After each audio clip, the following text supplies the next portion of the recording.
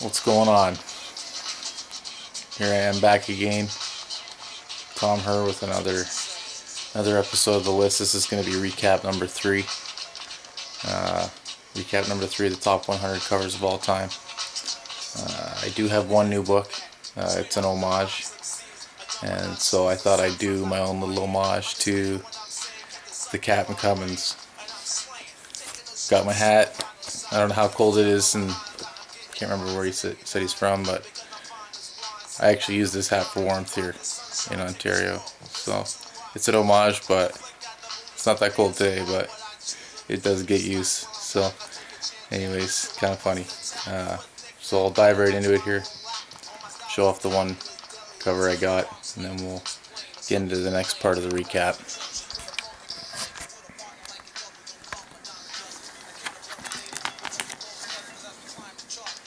Tales from the Crypt, number 28, Buried Alive cover.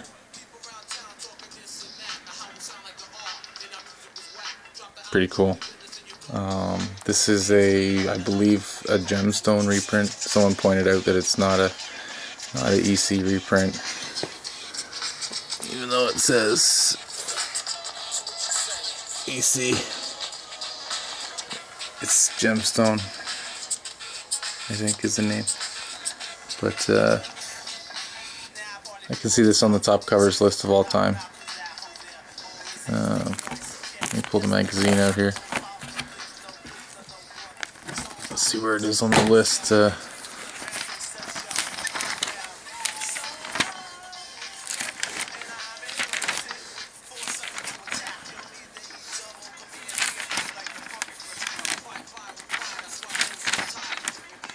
There it is. Here's the original. 1952. So you figure nowadays this isn't that big of a deal, but in 1952 this is, you know, trend-setting type stuff, on the edge type stuff, the kind of stuff that got the Comics Code brought in. Maybe not so much this one in particular, but some of the ones from the same time frame. This one especially, in 54. But it's neat, these reprints. These reprints make it so you can actually have it.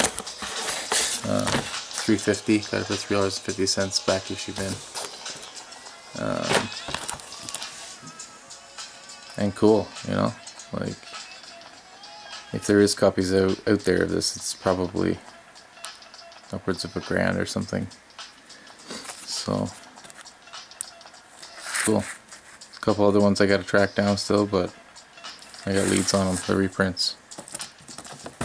So we'll do the third recap, 49 to 26. My numbering's a little bit off, but just the way I did it. So get the magazine here, and I should have set this up better.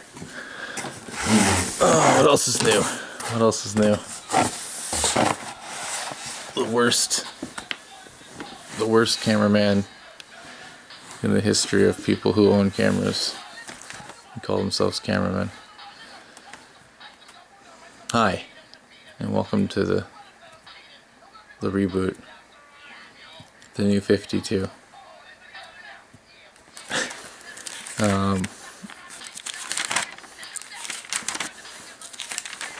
It's funny because I was starting to break down some of the numbers of how many comics are by each thing, and I think there's 22 by DC and 67 or something silly by Marvel, and then everything else scattered in between.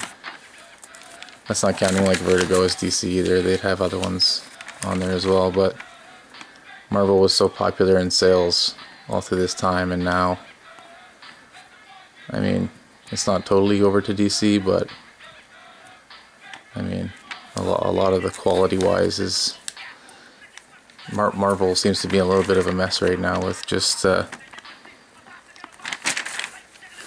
some of the titles,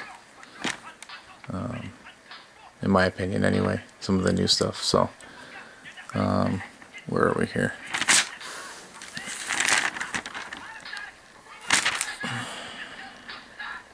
Number 49. So number 49.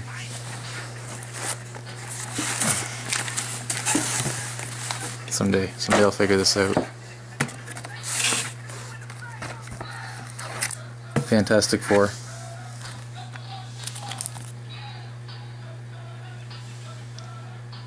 $258. Obviously Doctor Doom shredding through the opening cover of the comic, and it's neat because this page you see here is actually what the first page looks like. It's not ripped through actually. That's what it looks like. They took the exact image. So a neat effect for sure. The next one, What If, number 45. It's number 48 on the list. What if Incredible Hulk went berserk, which we've kind of seen since this came out. Ultimates, if you remember the original Ultimates, issue 5 is classic. Hulk does Manhattan, takes the whole entire Avengers to sort of band together to put a stomp on him, put a stop to him I should say, and then Captain America puts a stomp on him. 47, Daredevil 200. I've shown this one recently. It's pretty cool to see the good guy snap, you know. On to the next page. Number 46. One of the ones I'm really gonna have a hard time even getting an homage to. Hit Comics number 5, 1940. I have a feeling that like it's the artist is Lou Fine, I guess. So maybe if I can just find anything by him, that might even be hard, you know. But I haven't really looked. It's one of the ones I'm kind of dreading a bit because good luck. But on we go. The next one, 45. Amazing Spider-Man 245. Yeah. The issue where you find out it's Harry Osborn. Oops, sorry, spoiler alert. Sorry. But a cool effect. I'm sure if you're reading through this sort of run at the time and you saw this cover, you were like excited inside because you're getting the payoff, you know. You know, you hope something happens and it's not just another continuation. So when something does, it makes that image even more memorable. Next one I don't have, sad to say, Dark Knight Returns number 1. But I want a first print in this just because I just do in this case, because it's Batman. I collect some Batman stuff and I want a first print. Like The Killing Joke, I took a non-first print, but that was more just because I wanted to read it, whereas this I've read it before, and so I kind of want to, you know, ramble on a bit in the video for 8 minutes about nothing, and then, you know, move on to the next one, which I have. It's Coffin number 1, 2000. It was a bit of a new edition. I guess the list would have been done in 2002, I suppose. So, you know, it's opinion. It's opinion. You know, is this cover better than Action Comics number 1? You know, it's not more important, that's for sure. But this has its own merits to it as well. I mean, this was the best part of this comic. Beyond the cover, it was black and white comic. It wasn't anywhere near as good as this made it out to be. But, you know, it is an opinion when it comes to the list. And one of the ones I could take or leave. Number 42. Pretty awesome one. Detective Comics 574.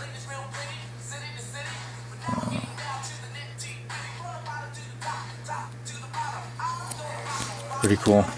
You don't always understand why some of these are on there, and it's because it's some of the first times they've done these kind of things. It's like, oh, well, I've seen people carrying people all the time, you know. It's done a million times, and it's like, yeah, exactly, because they did it here, it was so effective, everyone copied it, you know. We'll get to a couple more coming up even that are the same, in the same boat, ones that they copied, that have been copied, I should say, a billion times over since. So 41, Superman Forever. Still haven't had a chance to read this. It's like a, I guess it's like a big graphic novel, painted style, Alex Ross. I don't know how many parts it was, probably 4 or something. Seems to be the way he kind of likes to do it, but I'll definitely bust into it at some point.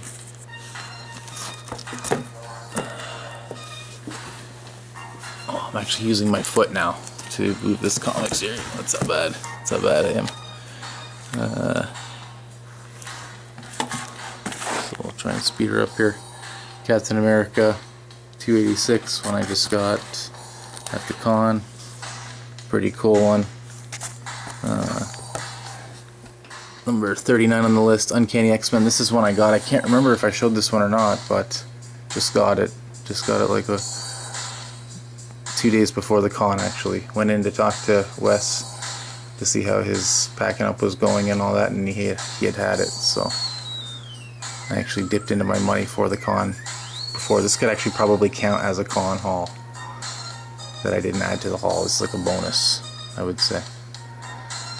Pretty awesome cover. This Man, This Monster, one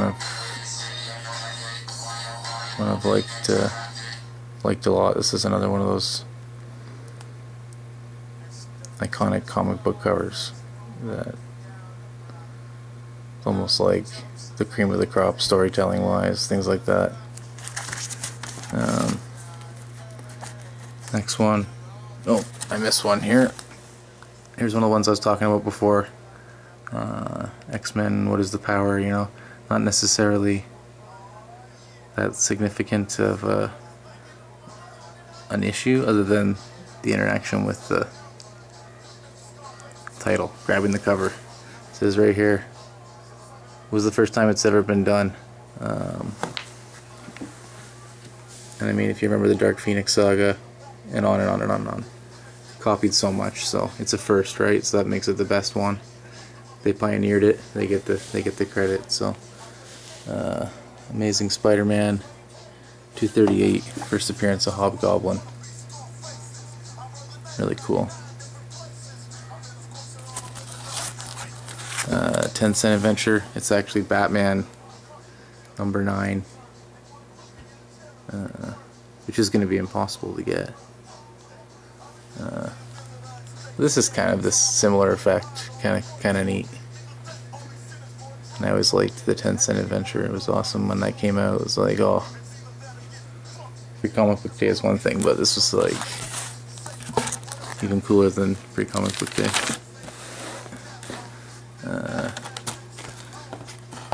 Number 34, Daredevil 182.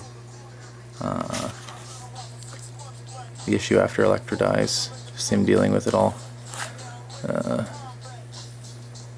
Kind of interesting with this week's Batman, all the Batman books dealing with Damian's death. Batman and Robin, the silent one, really good. Batman was a little bit different of a storyline with setting up Harper Row as the next Robin, but you know, interesting when they kill off a hero or a villain or whatever, I guess. And then just the aftermath surrounding it. Amazing Spider-Man 316 I've got, but it's not in order, so I'm not going to pull it out. Thor 337, first Beta Ray Bill. One I'm keeping my eye out for, trying to get a good deal on one. Number 31, Moon Knight 29, cool one. All black with just the features peering through, you know, kind of gives you that vision of like the never-ending story, if you remember that movie. With the wolf at the end or whatever. The interactive cover, 222 or 221, sorry, Avengers. And last time I showed this, I said maybe this is the one where Hawkeye joins, and it turns out he actually just joined like 10 times. He's like the whore of the Avengers, joining and leaving, whatever else. So I was dead wrong on that one by like 10 tries. Next one, Iron Man 128, Demon in a Bottle. Still haven't tracked it down. Another one I'm looking for. 28, Marvel's number 4, the Spider-Man Eye, Green Goblin, Gwen Stacy retelling, Alex Ross, awesome story and art. And then, oops, sorry, brutal.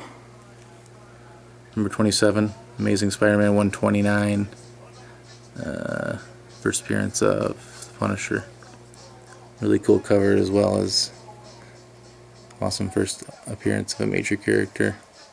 Buddy of mine just got a copy at auction, a mid-grade copy for a really good deal, so I'll live vicariously through him for now. And then number 26, last one for this episode, issue 3 of the recap, is the Baltimore reprint. I've got the reprint, Baltimore 37, number 26 in the list. The hanging issue, really cool. So I'm down to, this is the box, I'm down to needing